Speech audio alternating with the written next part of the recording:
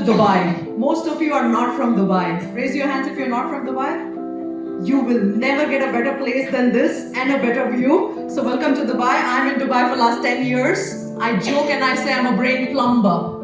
I fix broken brains. But that is not very exciting. It's just a job, J-O-B, just over broke. And that is the reason why I'm here to come and talk to you about the Alzheimer's. I love brain, you know. Everything about brain is so interesting. Let me ask you a question. What did you have for lunch last Saturday? Do we have some more prizes, James? Then we can give that as well. What did you have for lunch last Saturday? Anybody? Not possible. When did you get yourself married? What was your marriage date? I wish we don't remember that, right? Well, that is about brain. Now let me also ask you, does any of you remember Pythagoras theorem? Anybody remembers the Pythagoras theorem? Yeah, a couple of them, very good. Very good memory. That's a long-term memory. Any of you remember the tortoise and the hare story? Who wins, tortoise or the hare? Everybody remembers that. Why should that be? That is what makes the brain very interesting and very exciting. Trillions of synapses in the brain, billions of neurons.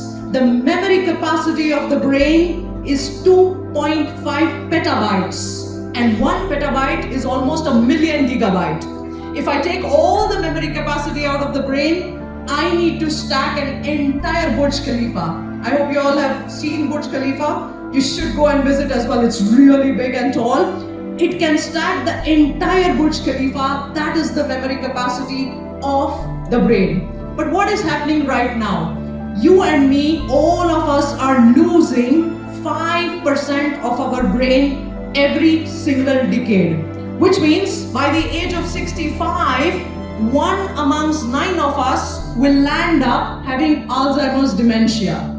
And Alzheimer's dementia is something where you forget things, your orientation is a problem, mood is a problem, of course significant memory issues where sometimes you can also forget what is happening around you. So 1 in 9. Now listen to the statistics very carefully. After the age of 70, it comes 1 in 7. And after the age of 80, it becomes 1 in 3. However, the Alzheimer's dementia's rise is expected to be 1700% as we go along. 1700%. Thank you to COVID.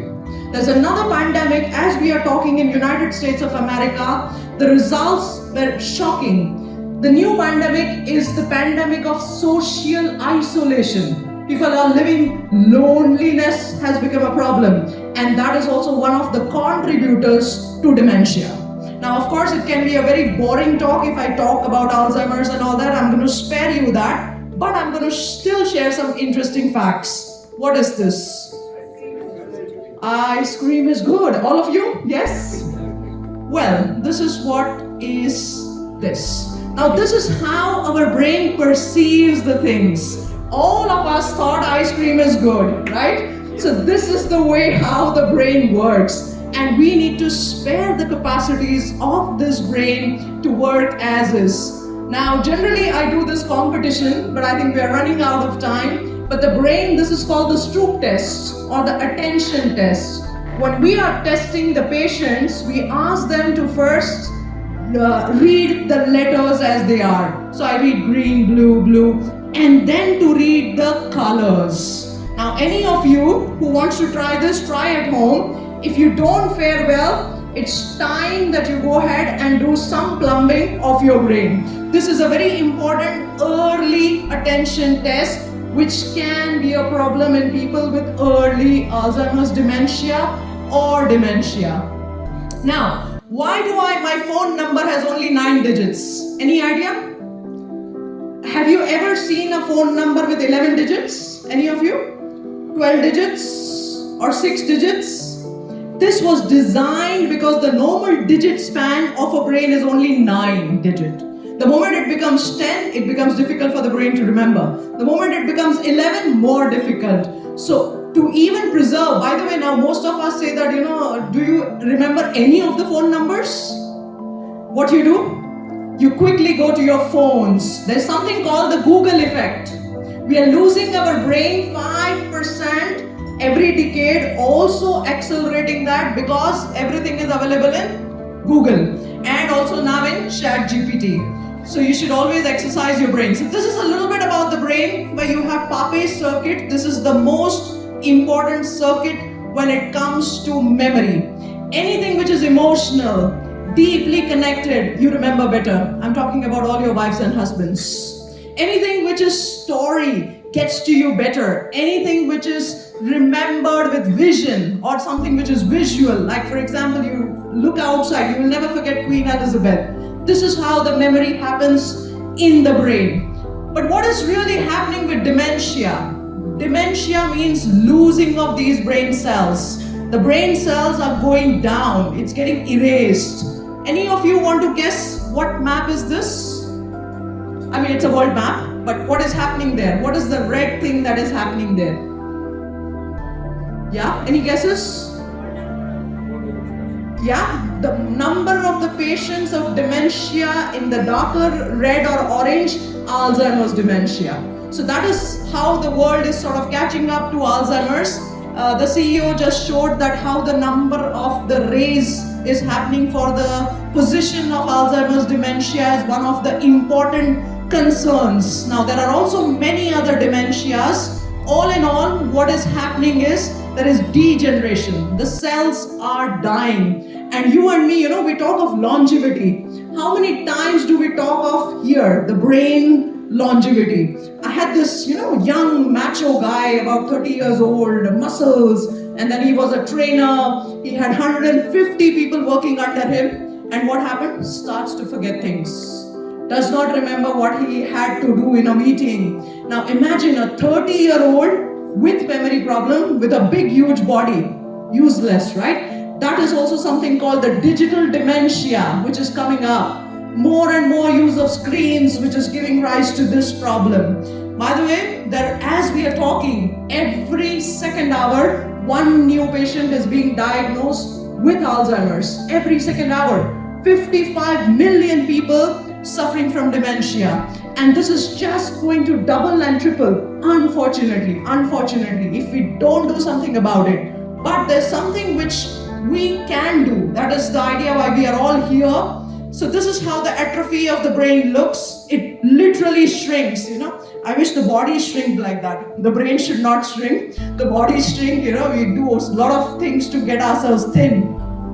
So I'm not going to go into a lot of details, but what happens is very interesting, and that is the reason why we are in this room. Before your brain age declines or before your brain atrophies, the changes start to happen 20 years prior. And when the memory is just a little bit, I lose my keys, I can't find my wallet, that is the time when the biomarkers come in. The biomarkers, what we are going to talk today, and what Agappe is developing to detect that, actually starts 20 years prior. This is something which is fascinating. So I see a patient and diagnosed dementia at 65, while by the age of 45, I could have already had a hint of what is going on in the brain. Isn't it fascinating? Now, before, as we are talking today, we never had any biomarkers.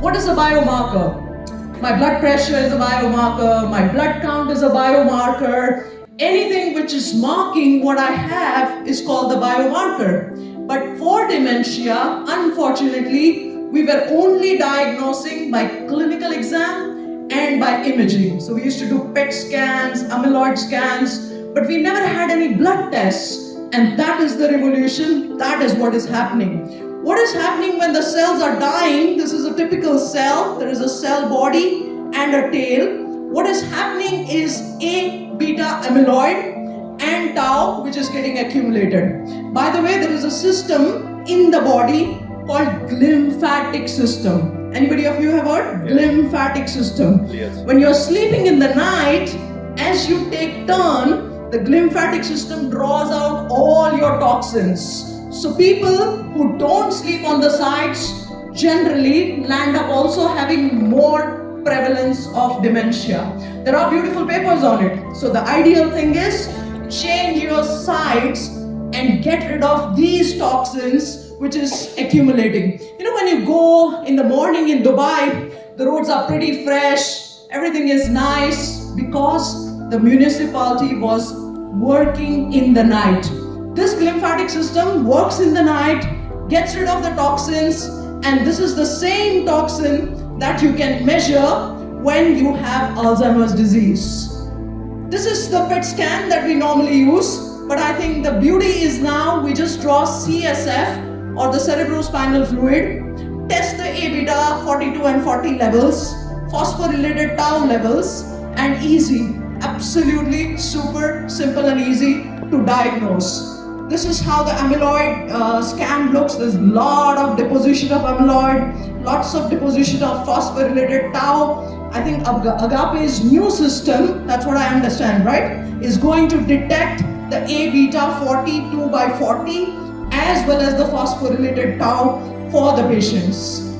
And this is how the detection starts right early and then goes on. By the time the patient has Alzheimer's, everything comes out to be positive. Now, you know, few years back, even last year, there were no talks about all these things. Why was that? Because if I diagnose a patient with Alzheimer's, what do I do with him or her? There was no medications. Because there has been a change, there are 2 molecules which are now US FDA approved, and in fact we also have it in Dubai. I don't know how many of your other countries, I would be eager to know that. It's available, but for that you need a specific 100% diagnosis of Alzheimer's dementia, which happens by these biomarkers. Lot of novel proteins are coming in. One fine day, we'll just go get ourselves blood examined and say, hey, there's a possibility of you to have a dementia or possibility of you to not have dementia, which is going to happen soon. And this is also going to be a reality, I presume, in a couple of years' time. As of now, CSF is what we do for the diagnosis of Alzheimer's disease. I wish Agappe team absolute all the best, because this is an important, I would say, a landmark, because to get these patients diagnosed and treated is not just serving the patient, it is serving the family, it is serving the community, nation, and world at large. And before I say goodbye to you, one thing which you and me can do to preserve these brain cells is something called neurobics. Like how we have aerobics, we have neurobics. If you get up in the morning and you brush with your right hand, switch to the left hand. You're getting new pathways there. If you're going to the office from A to B every single day with the same route, change your route. Go to a new route. You are again developing some brain cells. If in your office you have a telephone which is on your right side, your brain knows, oh, I have to pick up the telephone this way, switch it over. Simple things can protect you from the Alzheimer's disease. And my last and favorite is movers. 5 minutes of meditation, 5 minutes of oxygenation, visualization wherever I want to be. I think Mr. Vineet talked about Simon Sinek. I love him. Exercise, extremely important. Reading something affirmative and positive, and scribing and removing anything which is negative. This is a simple way which we have tested in the lab, 5 minutes each, to preserve and protect your brain so that you don't have to come to us where we need plumbing. Thank you very much for this